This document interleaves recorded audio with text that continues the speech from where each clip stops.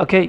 So last session में हमने देखा कि कैसे हम एक राउट बनाकर और उस राउट के अंदर हम कोई भी अपना कस्टम पेज बनाकर उसको जो है वो डिफ़ाइन कर सकते हैं, like as you can see from ये कि अगर मैं यहाँ पर इट्स एनीथिंग पेज हेलो, तो जो भी मैं लाइक एनीथिंग में इस पेज में डिफ़ाइन करूँगा वो मेरे पास यहाँ पर रिडायरेक्ट हो जाएगा।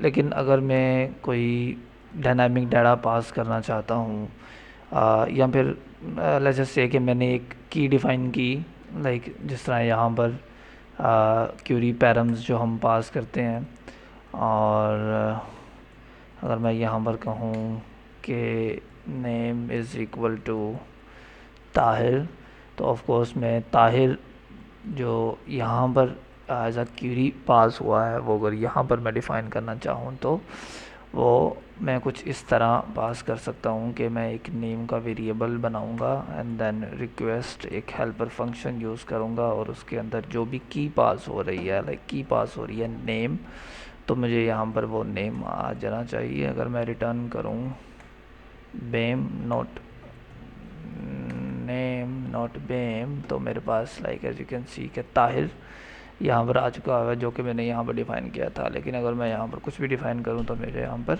वो चीज़ मिल जाएगी। So request as a helper function हम यूज़ करते हैं, और जो भी क्यूरी पास होगी वो हम यहाँ पर डिफ़ाइन कर सकते हैं।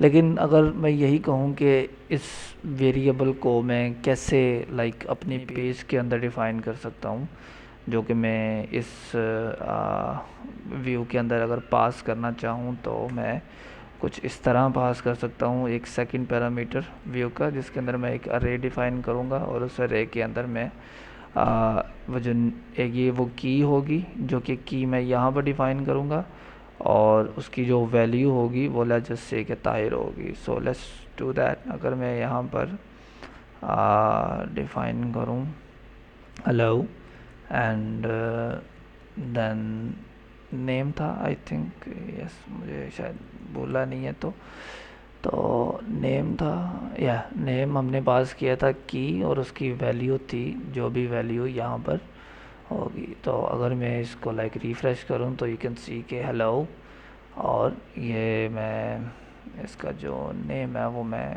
दोबारा ताहिर ही कर देता हूँ, तो मेरे पास यहाँ पर ताहिर आ गया। तो इस तरह हम जो है वो वेरिएबल पास कर सकते हैं। लेकिन ऑफ कोर्स अगर कोई मल्टीपल अटैच्ड यूज़र आता है तो वो क्या करता है कि स्क्रिप्ट का अगर मैं एक टैग लगाऊं और मैं यहाँ पर अगर लिख दूँ सॉरी हेलो, एंड देन मैं इस स्क्रिप्ट के टैग को बंद कर दूं, सो यू कैन सी के जो यूज़र है वो कुछ भी डिफ़ाइन कर सकता है एज अ जावा स्क्रिप्ट, उसने लिख के भेज दी है, और यहाँ पर मुझे हेलो जो मैंने यहाँ पर रिटर्न करवाया था वो मुझे यहाँ पर मिल गया। तो of course this is not right.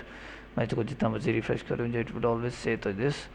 तो इस चीज़ से बचने के लिए, क्योंकि यूज़र एक as uh you can say कि कुछ भी टाइप कर सकता है, तो वो उसकी उस चीज़ से बचने के लिए हम यहाँ पर एक मेथड होता है HTML special characters something like that, let me just search for it, HTML special characters, ये रहा। खैर मैं लिख के तो सही रहा था, बट एनीवेज हम यहाँ पर इसको डिफ़ाइन कर सकते हैं, और नेम और सेकंड पैरामीटर हम आई थिंक ये था एन कोड्स।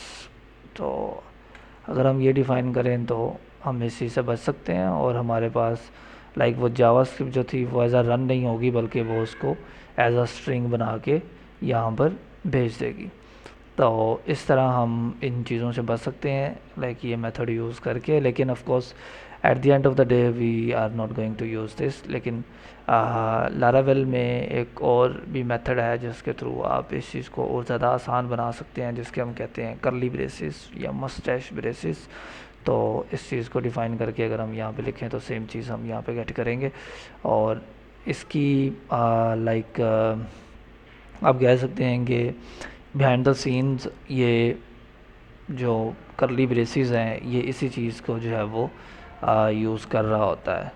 तो अगर हम इस चीज़ को चेक करने के लिए sorry framework views and then यहाँ पर ये चीज़ डिफ़ाइन करें तो यहाँ पर आप देखोगे कि ये क्या असल में यूज़ कर रहा है, इको ई।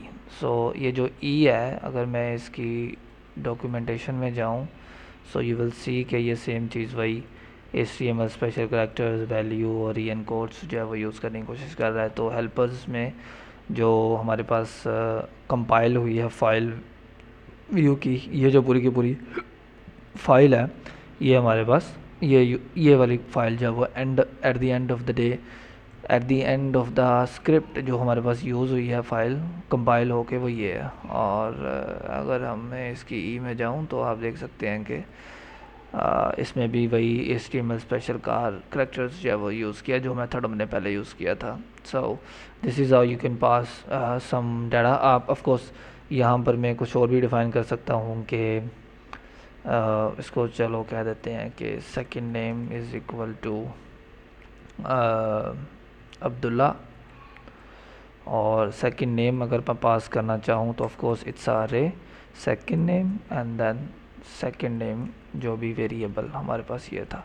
अगर मैं इस चीज़ को कॉपी करूँ और इस चीज़ को लाइक मैं एक और ये चीज़ कर सकता हूँ, डिफ़ाइन करना चाहूँ तो मेरे पास स्क्रिप्ट और जो भी अब्दुल्ला था वो आ गया। ऑफ कोर्स यहाँ पर मैं अगर ताहिर कर दूँ तो हेलो अब्दुल्ला ताहिर आ गया मेरे पास, और ये जो ताहिर है ये क्वेरी स्ट्रिंग से आ रहा है और जो अब्दुल्ला है वो मैंने dynamically like statically of course मैंने पास किया यहाँ से ऐसे।